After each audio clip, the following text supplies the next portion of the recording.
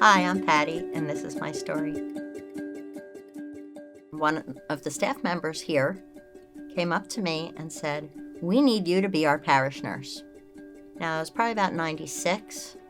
My youngest was 3 years old in preschool. I could barely get to the grocery store and back by the time I had to pick him up. Many of you young moms know what that's like. And I was a labor and delivery nurse at the hospital down the street working on the weekends. And I just looked at her with that dazed look saying, "What's a parish nurse?" I had never heard of it. Like most people have never heard of it. And she said, "Oh, it's great. My friend in Maryland's a parish nurse. You could do health ministry. You do visitations. You help people get their needs met. Spiritual, physical, emotional. It's a wonderful position." So I said, "Oh, I could never do that. I'd have to go back to school. And, like I said, I have these small kids at home.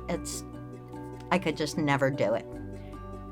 Well, never say never. Fast forward 3 or 4 years after that, my boss from the hospital called me and said, "Just to let you know, we're eliminating your position, but don't worry, you can come back as in any of the other positions you've had before," and gave me all the options. And for some reason, it just wasn't setting right with me. 3 weeks later, and I'm really embarrassed as a strong Christian to say 3 weeks later, I went into my bedroom and I got on my knees and I said, "Lord, what do you want me to do?" I could not figure this out at all on my own. Immediately, it was as if a brick fell on my head. Parish nursing. I said, "Parish nursing? That would be great. I could go back to school. I could do this and this and this." And it was just like this light bulb went off. And when people say the Lord spoke to me, the Lord spoke to Moses through the burning bush, it was so clear and so evident that I can't say that it's ever happened again like that, but it was powerful. So the next day I went, I put in my application. October 1st was my first day here at Bethlehem, starting on staff. And I continued that for 17 years. I always had a to-do list, either in my mind or written down, of what I was going to accomplish the next day at work or that day as the morning would start. And I remember one day in particular where I knew a gentleman from the congregation was at Valley Hospital down the street, and I knew I wanted to go and visit him. And no matter what I did to try to get out of this building, I could not get out of here. And I was just getting so frustrated because I knew I had to get there.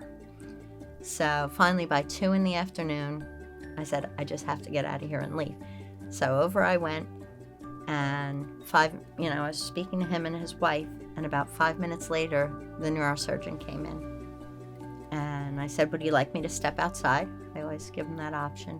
And he said, "No, please stay."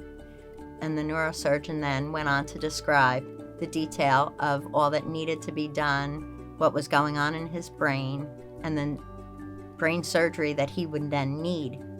And then the surgeon left, and they both just looked at me and said, "What just happened?" So I was able to relay what he said, explain it in terms that they could understand, and it was just God's timing that put me there then. It wasn't my timing because I was going at 10 in the morning.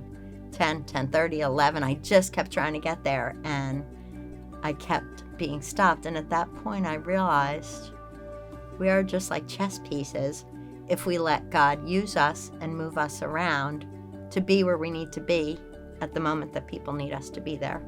So that was a big aha moment for me. All the great things that have happened and all these amazing blessings have come as a result of prayer.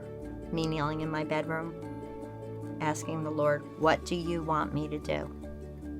Not what do I want me to do, what do you want me to do? And it's just that relationship with Jesus and conversation with him. You can have it any time. And the Holy Spirit knows our hearts. He knows what we need, and is just that intermediary who will intercede on my behalf. And it's just so beautiful. We don't have to have the perfect words.